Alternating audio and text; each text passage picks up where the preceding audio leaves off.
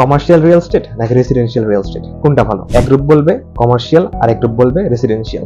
দেখেন, commercial real estate আর residential real estate যে যার জায়গা থেকে একটা ভালো ধরনের ইনভেস্টমেন্ট। তবে রেসিডেন্সিয়াল রিয়েল এস্টেটটা মোর লাইক একটা ইমোশনাল ইনভেস্টমেন্ট। কারণ কি, আপনি আপনার সারা জীবন উপার্জিত টাকা দিয়ে আপনি একটা ফ্ল্যাট কিনতেছেন, আপনাদের সন্তানের জন্য আপনারা একটা স্থায়ী ঠিকানা করে যাচ্ছেন।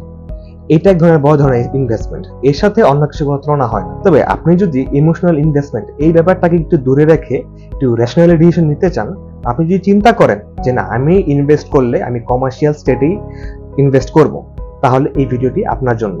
আপনারা দেখেন যে 2017 সালের একটি হিসাব মতে ঢাকা শহরের জিগাতলাতে একটা কমার্শিয়াল রিয়েল এস্টেটের পার স্কয়ার ফিটের দাম ছিল 37,000 টাকারও বেশি।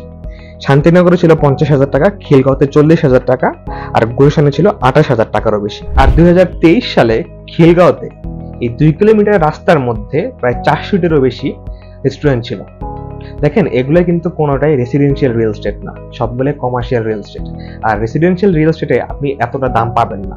বড়জোর একটা রেসিডেন্সিয়াল রিয়েল এস্টেটে আপনার পার স্কয়ার ফিটের ভ্যালু হয় 7 থেকে 12,000 টাকার মধ্যে।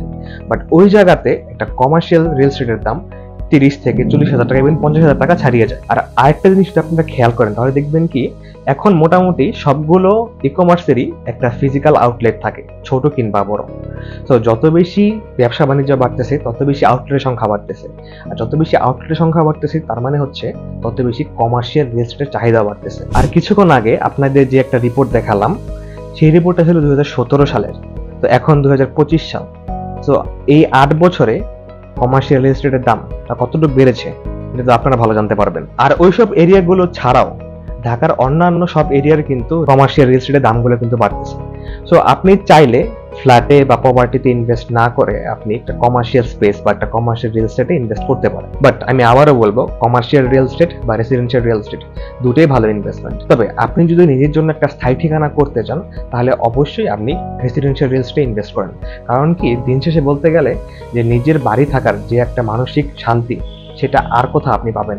আর আরেকটা জিনিস বলতে গেলে কি, আপনার ড্রিম হোমটা আপনার সোসাইটিতে আপনার সোশ্যাল ক্লাসটাকে বাড়িয়ে দেয়, আর আপনার লাইফের অ্যাচিভমেন্টের একটা বড় সিম্বল হয়ে যায় আপনার এই ফ্ল্যাটটি।